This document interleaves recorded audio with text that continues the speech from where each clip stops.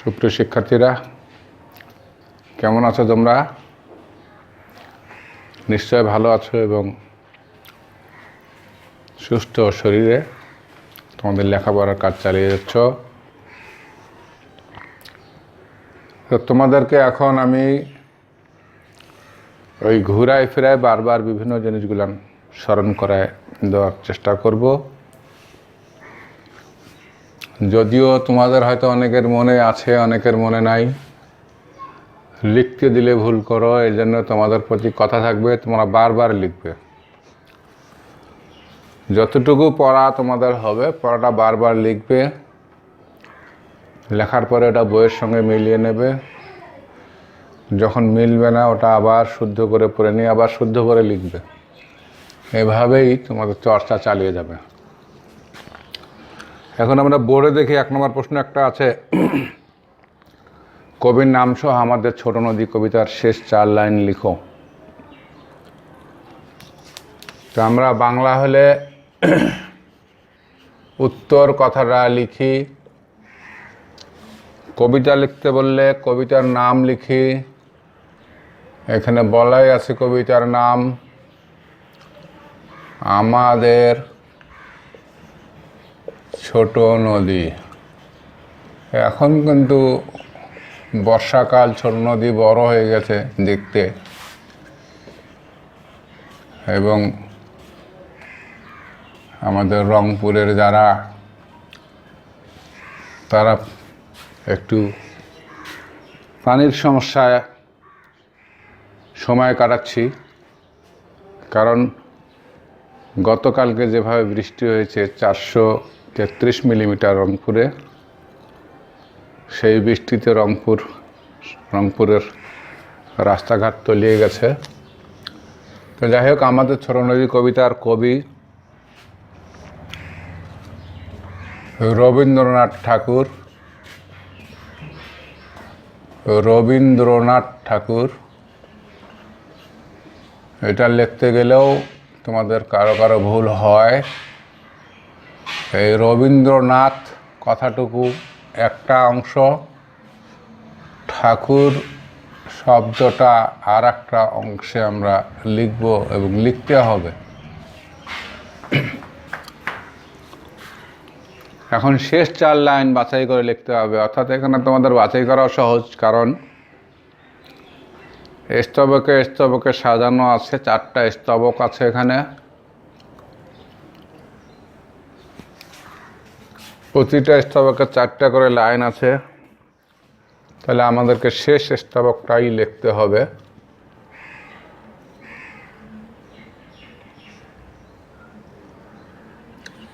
শেষ স্তবকটা শুরু আষাঢ়ে, ঢয়ে বিন্দু র, আষাঢ়ে বাদল। তোমরা যখন লিখবে আর গ্যাপ দিয়ে লিখবে, আমার এখানে জায়গার অভাবের কারণে একটু কাছাকাছি লিখলাম, তোমরা এখানে আর একটু গ্যাপ দিয়ে লিখবে। আষাঢ়ে বাদল নামে, কমা আছে, মনে রাখতে হবে এখানে। নদী ভরো, এখানে আবার একটা কমা আছে। এরপরে লাইনটা হচ্ছে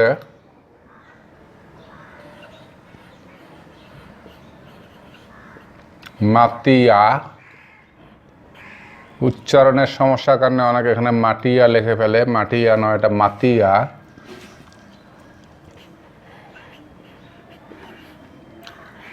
ছুটিয়া, চলে, ধারা, খরতর, এখানে দাঁড়িয়ে আছে। এরপরে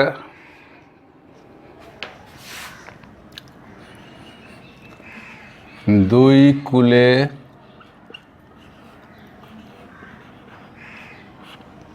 কুলে বানান তো দীর্ঘৌকার হওয়ার কথা।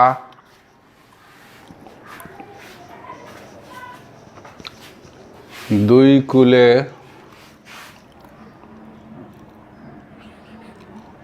বনে বনে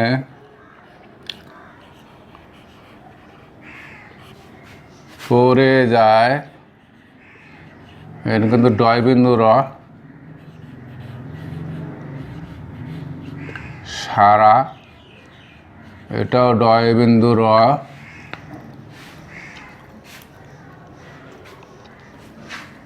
এখানে কমা থাকার কথা, কমা।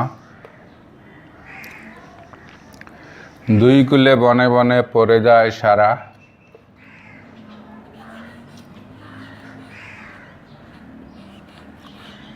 এটা কবিতায় লেখা আছে এইভাবে। উচ্চারণ করি আমরা বড় সার, এখানে উচ্চারণ করব বড় সার। উৎসবে জেগে ওঠে পারা, এখানে দাঁড়ি হবে। এই ছিল প্রশ্নের চাহিদা অনুসারে উত্তর। আমাদের ছোট নদী কবিতার শেষ 4 লাইন কবির নাম সহ লিখতে বলা হচ্ছে। যদি কবির নাম সহ কথাটা উল্লেখ না থাকে তবু আমরা কবির নাম উল্লেখ করেই কিন্তু লিখব। এরপরে 2 নম্বর প্রশ্ন, যুক্তবর্ণ ভেঙে দেখাও এবং দুটো করে নতুন শব্দ লিখো।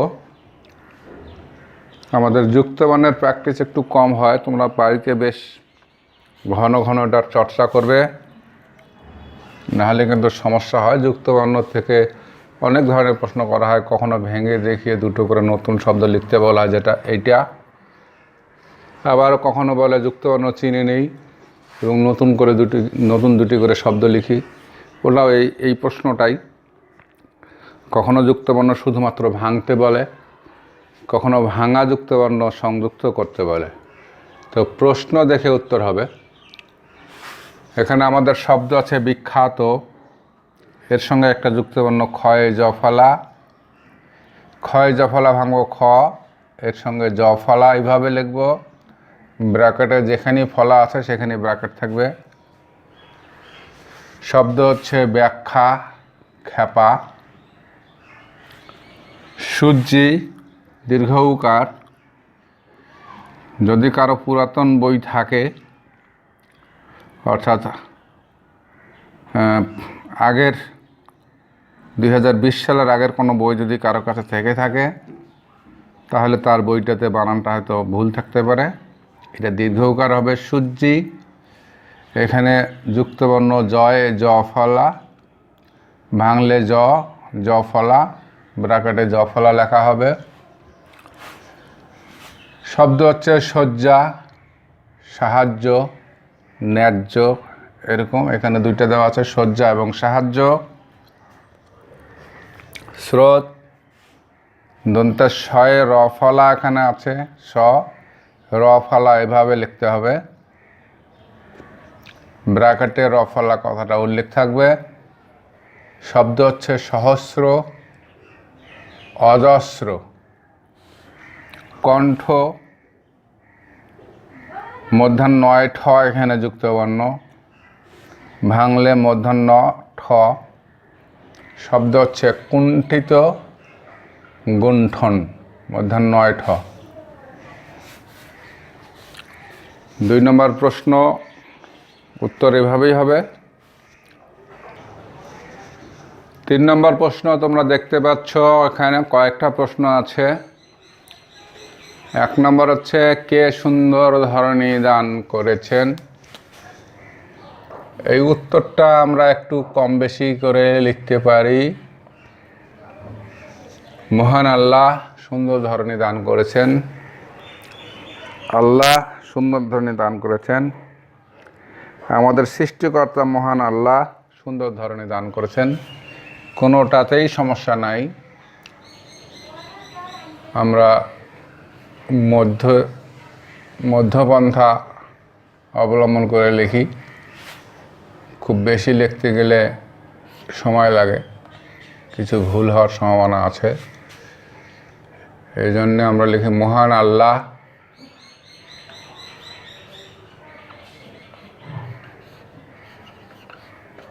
সুন্দর ধরনী দান করেছেন। কে কথাটার জায়গায় এইটুকু দিলেই হবে, কে মহান আল্লাহ সুন্দর ধরনী দান করেছেন।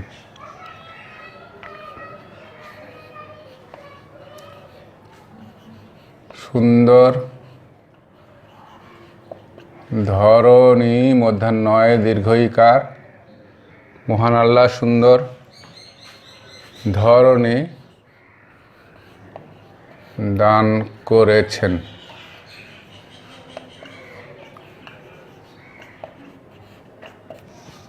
আমাদের কাছে কারা আপন? এর উত্তর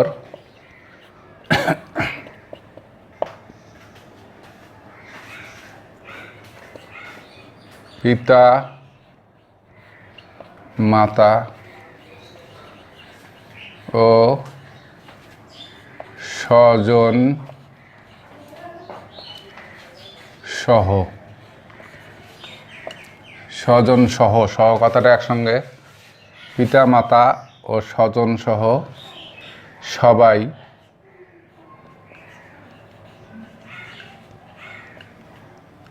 আমাদের কাছে আপন। অথবা এটাকে ঘুরিয়ে লিখতে পারি, পিতামাতা ও স্বজন সহ সবাই আমাদের কাছে আপন। এটাকে আমরা ঘুরিয়ে বলতে পারি,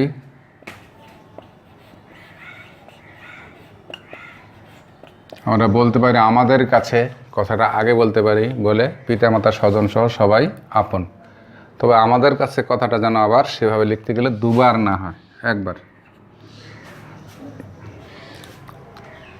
এরপরে গ নম্বর, আমরা কেমন পথে চলতে চাই? উত্তর, আমরা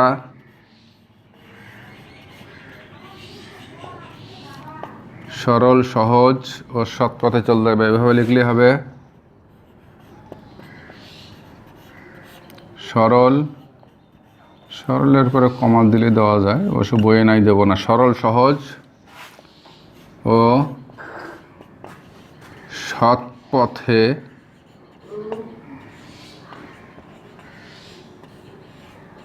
চলতে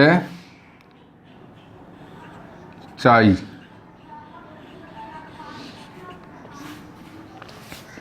আমরা সরল সহজ ও সৎ পথে চলতে চাই।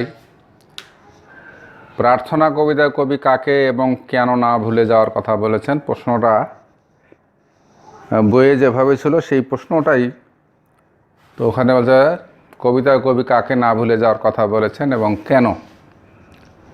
এই প্রশ্নটা যদি এভাবে ঘুরাই দেওয়া যায় যেতে পারে, তাতে ঘাবড়ানোর কিছু নাই, কথা একই, উত্তর একই। আর প্রশ্নে যখন প্রশ্নপত্রে যখন প্রশ্ন থাকবে তখন খালি কবিতার কথার বদলে প্রার্থনা কথাটা ওখানে সংযুক্ত করা থাকতেই পারে, কারণ কবিতা বলতে কোন কবিতা তোমরা বুঝবে, এই জন্যে প্রার্থনা কথাটার উল্লেখ থাকতে পারে। প্রার্থনা কবিতা কবি কাকে এবং কেন না ভুলে যাওয়ার কথা বলেছেন, সে অনুসারে এখানে উত্তরে প্রার্থনা কথাটারও উল্লেখ থাকবে। প্রশ্নে যেহেতু প্রার্থনা কথা উল্লেখ আছে, এই জন্য এখানে প্রার্থনা কথাটার উল্লেখ থাকবে। এই প্রশ্নটা যদি প্রার্থনা সংযুক্ত থাকে প্রশ্নের মধ্যে, তাহলে উত্তরে প্রার্থনা থাকবে। আর যদি প্রার্থনা প্রশ্নে উল্লেখ না থাকে, তাহলে উত্তরে প্রার্থনার উল্লেখ থাকবে না। তো প্রার্থনা কবিতায়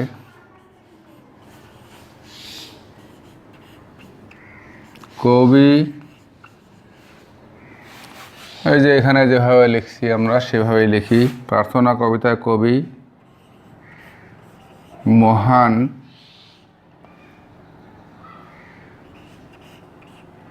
আল্লাহকে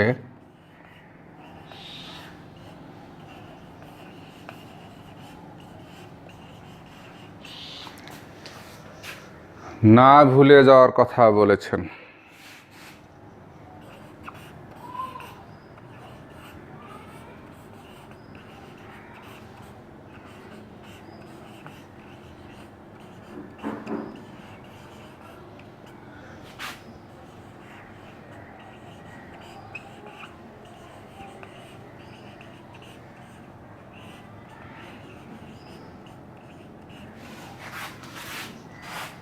কারণ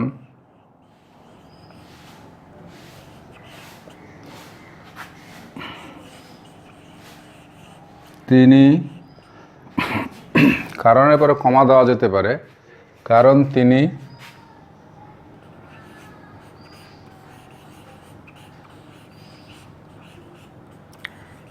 আমাদের জন্য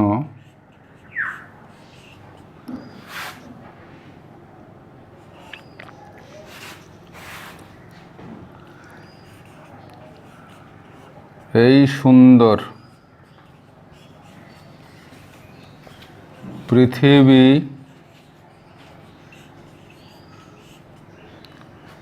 ও পৃথিবীর সব কিছু সৃষ্টি করেছেন। প্রার্থনা কবিতা কবি মহান আল্লাহকে না ভুলে যাওয়ার কথা বলেছেন, কারণ তিনি আমাদের জন্য এই সুন্দর পৃথিবী ও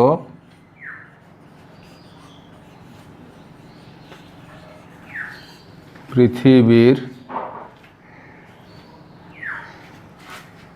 সব কিছু সৃষ্টি করেছেন।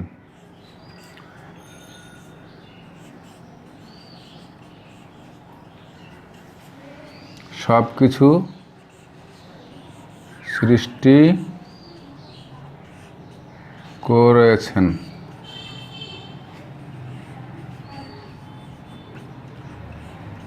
প্রশ্নের উত্তরটা আরেকবার পড়ে দিচ্ছি।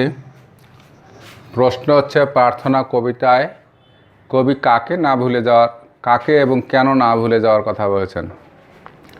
উত্তর, প্রার্থনা কবিতায় কবি মহান আল্লাহকে না ভুলে যাওয়ার কথা বলেছেন, কারণ তিনি আমাদের জন্য এই সুন্দর পৃথিবী ও পৃথিবীর সব কিছু সৃষ্টি করেছেন।